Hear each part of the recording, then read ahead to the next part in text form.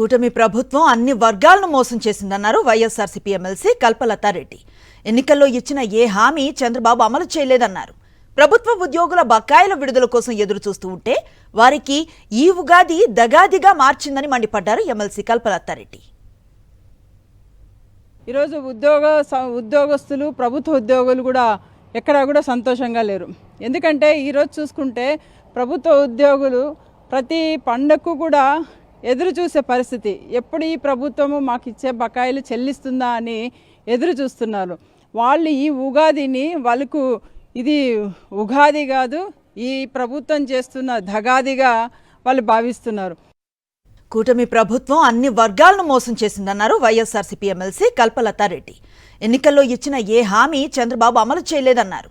ప్రభుత్వ ఉద్యోగుల బకాయిల విడుదల కోసం ఎదురు చూస్తూ ఉంటే వారికి ఈ ఉగాది దగాదిగా మార్చిందని మండిపడ్డారు ఎమ్మెల్సీ కల్పలతారెడ్డి. ఈరోజు ఉద్యోగస్తులు ప్రభుత్వ ఉద్యోగులు కూడా ఎక్కడా కూడా సంతోషంగా లేరు.